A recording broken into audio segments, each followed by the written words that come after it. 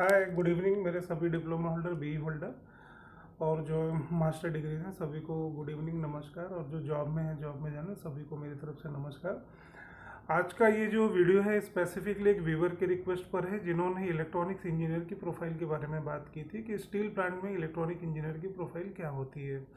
तो ठीक है, तो वैसे तो जो इलेक्ट्रॉनिक इंडस्ट्रीज होती हैं, जो इलेक्ट्रॉनिक प्रोडक्ट बनाते हैं, जैसे टीवी, रेडियो, फ्रिज, जो भी आप घर में जितने भी इलेक्ट्रॉनिक डिवाइसेस यूज़ करते हैं, तो वहाँ पे जो इलेक्ट्रॉनिक इंजीनियर होते हैं, नंबर ऑफ इलेक्ट्रॉनिक इंजीनियर होते हैं, क्योंकि इलेक्ट्रॉनिक प्रोडक्ट बनाते हैं तो उनको इलेक्ट्रॉनिक्स इंजीनियर हर डिपार्टमेंट में ज़रूरत पड़ती है। Quality control, quality assurance, testing, inspection, validation, उसके बाद मैन्युफैक्चरिंग, प्रोडक्शन, मेंटेनेंस, मोस्टली सब में इलेक्ट्रॉनिक्स इंजीनियर, इलेक्ट्रिकल इंजीनियर की भरमार लगी रहती है। कुछ जगह पे मैकेनिकल इंजीनियर भी हो सकते हैं और आईटी वाले भी हो सकते हैं, कंप्यूटर इंजीनियर भी हो सकते हैं। मल्टीपल प्लेसेस, जैसा जैसा डिपार्टमेंट और क्राइटेरिया रिक्वायरमेंट रहेगी उसके हिसाब से नंबर ऑफ इंजीनियर्स अलग अलग ब्रांच के होते हैं वहाँ पर। ठीक है, अब अदर देन इलेक्ट्रॉनिक डिवाइसेस बनाने के अलावा जो दूसरी कंपनी से केमिकल है, पावर प्लांट है, स्टील प्लांट है, ऑटोमोबाइल है, हेल्थ केयर है, एफएमसीजीज हैं, प्लास्टिक कंपनीज हैं, तो यहाँ पर जो इलेक्ट्रॉनिक इंजीनियर की रिक्वायरमेंट होती है वो बहुत कम होती है। एक एक, दो दो, तीन तीन, अगर बहुत बड़ी प्लांट है तो दो चार इंजीनियर होंगे इलेक्ट्रॉनिक के। छोटा प्लांट है तो एक ही इलेक्ट्रॉनिक इंजीनियर काफ़ी सफिशिएंट हो जाता है, क्योंकि काम का भी दायरा उतना उनका कम हो जाता है, वहाँ पे ज़्यादा नहीं रहता उनके लिए लोड। ठीक है, बट जो रहता है वो काफ़ी रहता है उनके लिए, कि मतलब जितना सैलरी देते हैं उतना वो आउटकम निकाल लेते हैं उनसे। ठीक है, तो अभी स्टील प्लांट की बात हुई थी तो मैं स्टील प्लांट के इलेक्ट्रॉनिक प्रोफाइल पे ही बात करूँगा। तो मेरे एक फ्रेंड है जो मिस्टर पाठक जी, जो निप्पन स्टील इंडिया में ही जॉब कर रहे हैं अभी और मैनेजर पोस्ट पे हैं। तो मोस्टली उनसे मेरी बातचीत होती रहती है, तो इलेक्ट्रॉनिक इंजीनियर का प्रोफाइल उन्होंने मुझे शेयर की थी, तो मैं अब जाके उसको बता रहा हूँ आपको। ठीक है, तो उन्होंने बताया कि इलेक्ट्रॉनिक इंजीनियर का उनके स्टील प्लांट में सबसे जो रूटीन जो जॉब प्रैक्टिस है वो ये है कि निप्पन स्टील में नंबर ऑफ हैवी मशीनरीज बहुत हैं। ठीक है, क्योंकि स्टील प्लांट है तो हैवी मशीनरीज हैं और हैवी टूल्स वगैरह यूज़ होते हैं। हैवी स्केल पर उनके यहाँ सेफ्टी और मतलब इन्वायरमेंट, हेल्थ एंड सेफ्टी पे काफ़ी फोकस किया जाता है और काफ़ी वास्ट लेवल पे प्रोडक्शन होता है वहाँ पर। ठीक है, काफ़ी बड़े लेवल पे होता है और हीटिंग सबसे ज़्यादा इंपॉर्टेंट हो जाती है वहाँ पे। फर्नेसेस होते हैं, ब्लास्ट फर्नेस होते हैं और भट्टियाँ होती हैं, तो काफ़ी तरीके का कुछ हैवी वर्क होता है। उसके अलावा भी बहुत सारे अदर प्रोडक्ट उनके रहते हैं स्टील रिलेटेड, वो सभी बनाते हैं, मतलब स्टील प्रोडक्ट्स भी बनते हैं उनके यहाँ पर। तो इलेक्ट्रॉनिक इंजीनियर का उन्होंने जो चार प्रोफाइल बताया, 4 से 5, पहला चीज़ क्या है कि उनके प्लांट में जितने भी ऑटोमेटेड मशीनरीज हैं तो वो सभी इलेक्ट्रॉनिक बेस पे ही होती हैं। आइदर वो इलेक्ट्रिकल कंट्रोल भी रहते हैं, इलेक्ट्रॉनिक कंट्रोल भी रहती हैं। तो जितने भी इस तरह के डिवाइसेस हैं, इलेक्ट्रॉनिक इंजीनियर का काम है उन सारे इलेक्ट्रॉनिक कंट्रोल्स को मेंटेन करना है। मतलब मेंटेनेंस ऑफ द सिस्टम सबसे फर्स्ट प्रायोरिटी है इलेक्ट्रॉनिक इंजीनियर की। ठीक है, सेकंड क्या होता है, जितने भी कंट्रोल सिस्टम लगे हैं, ऑटोमेशन को जो कंट्रोलिंग करने के जो डिवाइसेस हैं, जो वहाँ पे पावर पैनल लगे हैं, जो सॉफ्टवेयर्स लगे हैं, जो उनकी गवर्निंग लाइंस वगैरह होती हैं, उन सभी को day to day routine day में उनको टेस्टिंग करना है, उनका डे टू डे रूटीन में इंस्पेक्शन करना है, मंथली उनका प्रिवेंटिव मेंटेनेंस उनको शेड्यूल रखना रहता है कि सभी इलेक्ट्रॉनिक डिवाइसेस सही तरीके से राइट वे से वर्किंग है, कहीं कुछ डिफ़ॉल्ट है तो उनको टेस्ट करो, इंस्पेक्ट करो, मेंटेनेंस करो और उसके बाद उनका प्रेडिक्टिव और प्रिवेंटिव प्लान करके उनको डे टू डे रूटीन में उनको मेंटेन करने का एक जॉब होता है। ठीक है, थर्ड पार्ट जो होता है वो डेवलपमेंट का होता है। जैसे कि अभी कंपनी ने सपोज करो कोई सॉफ्टवेयर परचेस किया, ठीक है, अब उस सॉफ्टवेयर को मतलब प्लांट में मशीनरीज पे इंस्टॉल कर दिया है, तो इलेक्ट्रॉनिक इंजीनियर क्या करेगा, उसको वैलिडेट करेगा। वैलिडेशन में क्या होता है कि जो भी सॉफ्टवेयर आपने परचेस किया हुआ है तो इलेक्ट्रॉनिक इंजीनियर क्या करेगा, उस पूरे सॉफ्टवेयर की टेस्टिंग करता है, उसकी फ्रीक्वेंसी चेक करेगा, उसमें जो जो डिवाइसेस हैं उनका मॉड्यूलेशन करेगा, उनको चेक करेगा और उसके अगेंस्ट में उसको वैलिडेट करेगा कि जिस डिज़ायर फंक्शन के लिए वो सॉफ्टवेयर हमने परचेस किया हुआ है वो डिज़ायर रिजल्ट दे रहा है कि नहीं दे रहा है। तो इलेक्ट्रॉनिक्स इंजीनियर उसको चैलेंज करके, उसको वैलिडेट करके, उसको कंफर्म करके, उसको अच्छे से चलता रहे, उसको क्या क्या उसको रिक्वायरमेंट है, क्या क्या उसमें मॉडिफिकेशन और कर सकते हैं, उसको मेंटेन करके चलाने की जिम्मेदारी इलेक्ट्रॉनिक्स इंजीनियर की होती है।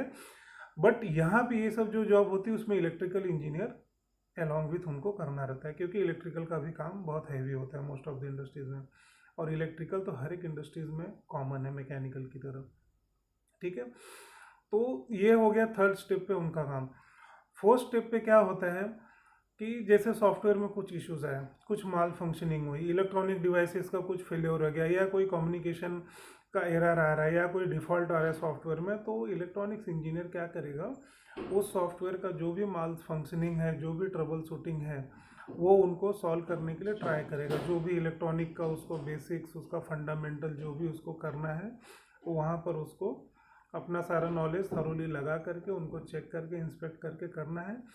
इन केस अगर वो प्रॉब्लम सॉल्व नहीं होती है तो थर्ड पार्टी को आप बाहर से हायर करके काम करवा सकते हैं, उसके बाद उसको आप हैंड ओवर कर सकते हैं प्रोडक्शन के लिए, ठीक है। तो ये फोर्थ स्टेप पे एक वो भी उनका काम हो गया।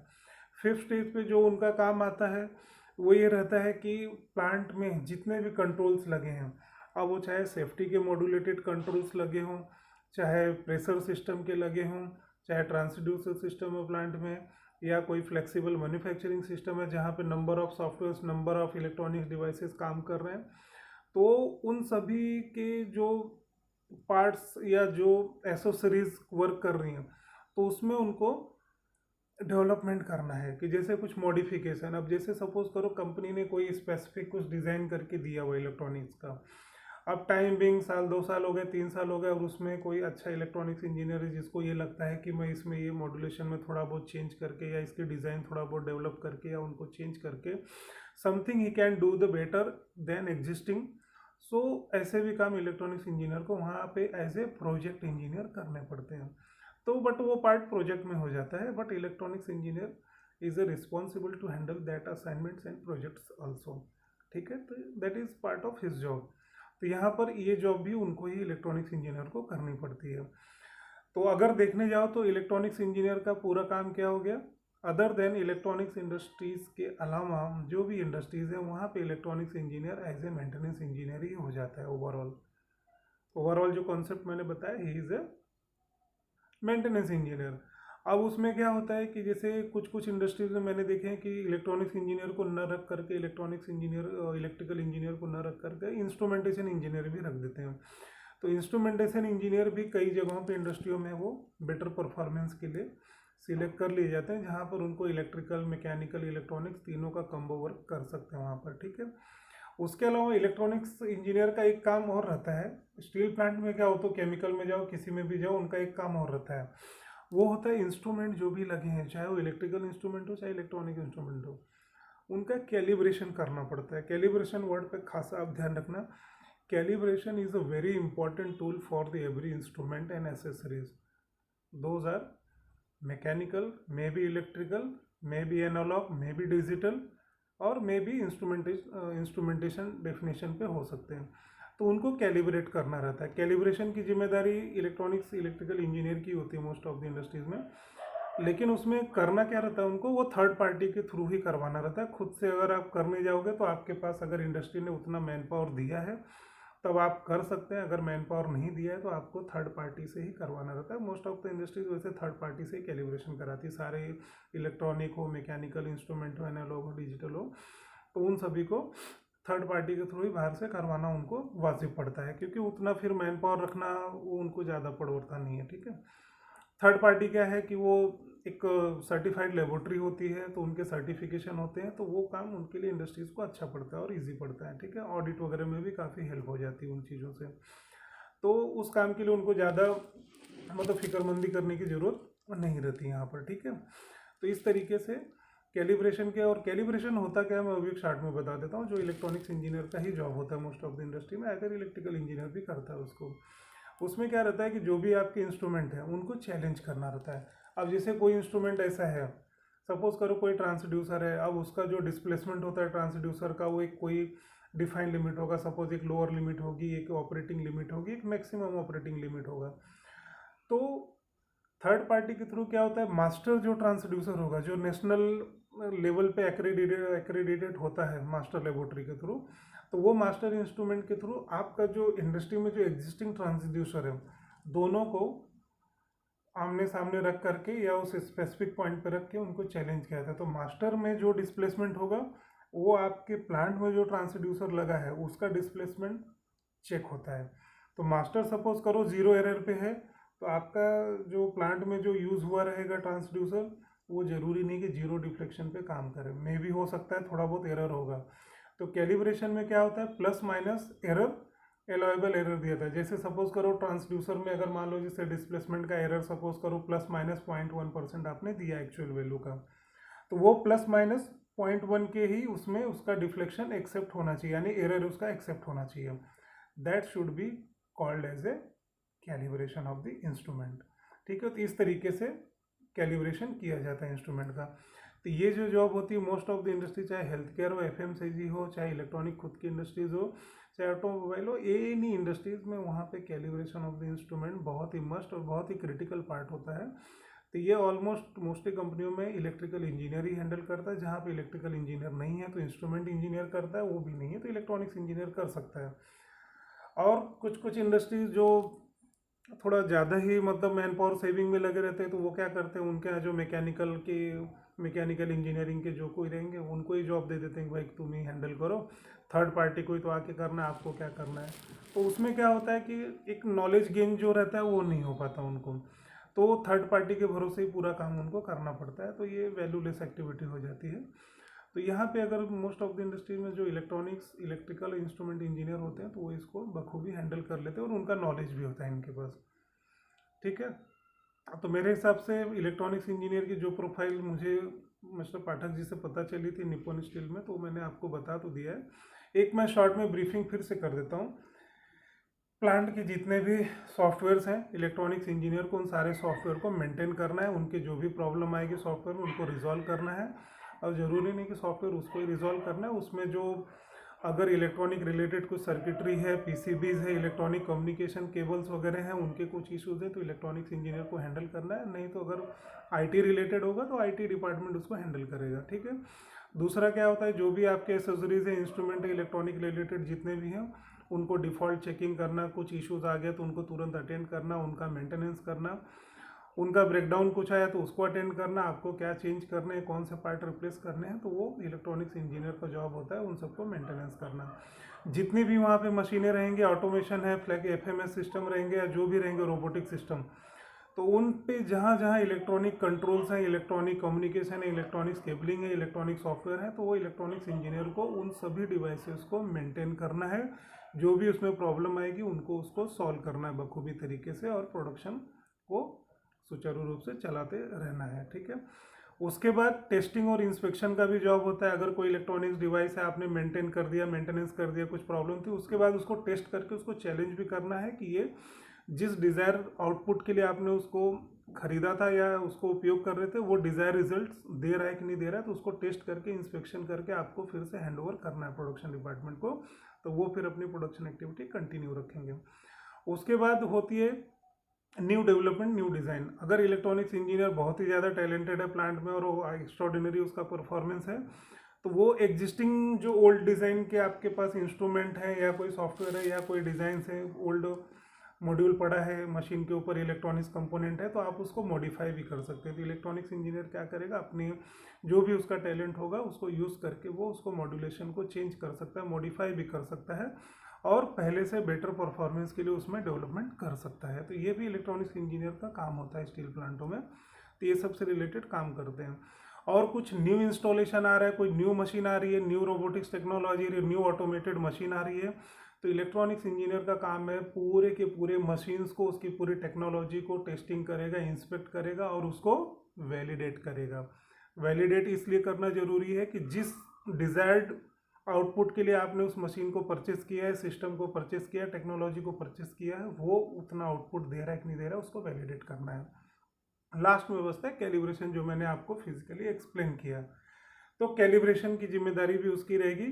कैलिब्रेशन आप 6 मंथली भी कर सकते हैं, वंस इन ईयर भी कर सकते हैं, कुछ कुछ डिवाइसेस का हो सकता है मंथली भी हो सकता है, but most of the industries जो है 6 मंथली और ईयरली बेस पे ही कैलिब्रेशन इंस्ट्रूमेंट्स के करते हैं। बट वो इंस्ट्रूमेंट एनालॉग भी हो सकते हैं, डिजिटल भी हो सकते हैं, इलेक्ट्रॉनिक भी हो सकते हैं, इलेक्ट्रोमैकेनिकल भी हो सकता है, कोई भी हो सकता है। ठीक है, जैसे आप अभी डिजिटल क्लॉक ही पकड़ो, इंडस्ट्री में डिजिटल क्लॉक बहुत लगे रहते हैं, तो उनको भी कैलिब्रेशन करने के लिए उनकी मेथोडोलॉजी है जिसके through electronics engineer either instrument engineer उनको कैलिब्रेशन करते हैं। लेकिन most of the industries calibration बाहर की थर्ड पार्टी से करवाती है। प्लांट का जो इलेक्ट्रॉनिक इंजीनियर, इंस्ट्रूमेंट इंजीनियर रहेगा, वो खाली उसको विटनेस करते हैं। विटनेस करते हैं मतलब जो भी वो कर रहे हैं वो सही तरीके से करने की नहीं, और जो उन्होंने मास्टर इंस्ट्रूमेंट लाया हुआ है वो सही है, उसका सर्टिफिकेशन चेक करना है आपको। सर्टिफिकेशन के बाद उसका जो नेशनल स्टैंडर्ड का जो उसने सर्टिफिकेशन लिया, उसको ट्रेसेबिलिटी को चेक करके ही आपके एग्जिस्टिंग इंस्ट्रूमेंट को आपको कैलिब्रेशन करवा के लेना है। तो ये सभी चीज़ें भी उसको चेक करनी है। उसका ईयरली प्लानर बनता है। अगर मान लीजिए कि आपके प्लांट में अगर 5000 इंस्ट्रूमेंट है इलेक्ट्रॉनिक के जिनको आपको कैलिब्रेशन करना है, तो 5000 इंस्ट्रूमेंट को आपको साल के हिसाब से एडजस्ट करना पड़ेगा कि मंथली किन को कराना है, 6 मंथली किन को कराना है, क्वार्टरली कितने इंस्ट्रूमेंट को रखना है, ईयरली बेस पे कौन कौन से इंस्ट्रूमेंट को रखना है। तो वो प्लानर के हिसाब से वो टिक करते जाएंगे और शेड्यूल मेंटेन होता चला जाता है। तो ये सभी इलेक्ट्रॉनिक्स इंजीनियर की जवाबदारी होती है एक स्टील प्लांट में। बट ये जो जवाबदारी मैंने बताई ये अदर इंडस्ट्रीज में भी ऑलमोस्ट सेम ही रहेगा। डिफरेंट पड़ता है खाली इलेक्ट्रॉनिक्स डिवाइसेस प्रोड्यूस करने वाली company other than normal industries, जैसे टीवी, रेफ्रिजरेटर, एसी हो गए, इलेक्ट्रॉनिक्स के अदर डिवाइसेस हो गए। उसमें इलेक्ट्रॉनिक्स इंजीनियर मोस्टली हर डिपार्टमेंट में होता है, इसलिए वहाँ पे इलेक्ट्रॉनिक्स इंजीनियर का मल्टीपल टास्क हो जाता है। लेकिन डिपार्टमेंट वाइज टास्क रहेगा, एक ही इलेक्ट्रॉनिक्स इंजीनियर को नहीं सारे डिपार्टमेंट में काम करना है, ठीक है। तो वो डिपार्टमेंट वाइज अलग अलग इलेक्ट्रॉनिक इंजीनियर डिप्यूट रहते हैं। एक प्रोडक्शन देखेगा, एक क्वालिटी एश्योरेंस में रहेगा या क्वालिटी कंट्रोल में रहेगा, एक मेंटेनेंस इंजीनियर भी रहेगा, कोई सेफ्टी इंजीनियर में रहेगा। तो ऐसे मल्टीपल डिपार्टमेंट रहते हैं, तो वो मल्टीपल वहाँ पे हो जाते हैं। But other than electronics industries के अलावा जो भी इंडस्ट्रीज है वहाँ पर 1 या 2 या 3 इलेक्ट्रॉनिक्स इंजीनियर ही होते हैं। जितना बड़ा प्लांट रहेगा उतने इंजीनियर ज़्यादा रखेंगे। छोटा प्लांट है तो एक इलेक्ट्रॉनिक्स इंजीनियर सफिशियंट होता है पूरे प्लांट को ठीक से रखने के लिए, और 1-2 उनके अंडर में टेक्नीशियंस वगैरह रहेंगे, ITI किए हुए, इलेक्ट्रिकल के हो सकते हैं, इलेक्ट्रॉनिक के हो सकते हैं। तो ITI के थ्रू आप जो है बहुत सारे काम करवा सकते हैं आप उनके थ्रू, जरूरी नहीं कि सब काम आपको ही करना है, ठीक है। तो ये सब लगा भागा भाजा हुआ जॉब प्रोफाइल होता है सभी इंजीनियर्स का सबके काम ऐसे ही रहते हैं, ठीक है। तो आई थिंक जितना अच्छा मतलब पाठक जी से मुझे शेयरिंग मिला है तो उतना मैंने आपको अच्छे से बता दिया, और काफ़ी मतलब अच्छा पोर्टफोलियो है, अच्छा लर्निंग होता है, अच्छा सीखने को मिलता है। सभी इंजीनियर्स के लिए अच्छे स्कोप है, ऐसा नहीं है। तो आई थिंक इट्स हो गया 17-18 मिनट वीडियो का। तो I think enough knowledge share किया। अगर कुछ और भी सवाल जवाब इसके अलावा कुछ रह जाते हैं तो आप मुझे यूट्यूब में मैसेज कीजिए या मेरे व्हाट्सअप नंबर 9054661285 पे आप क्वेश्चन रेज कीजिए, मैं वहाँ पे हेल्प करूँगा। नहीं अगर मैं आंसर दे पाया तो मैं पाठक जी से फिर से पूछ के आंसर व्हाट्सअप पे दे दूँगा, ठीक है ना। तो वो मैं हेल्प कर दूँगा आप लोगों को, ठीक है। थैंक यू, धन्यवाद बने रहने के लिए, और गुड इवनिंग मेरे सभी डिप्लोमा, BE और मास्टर होल्डर इंजीनियर्स को नमस्कार और गुड इवनिंग। और जो भी जॉब में है, जॉब में जाने वाले सभी को मेरी तरफ से नमस्कार, गुड नाइट, धन्यवाद, थैंक यू।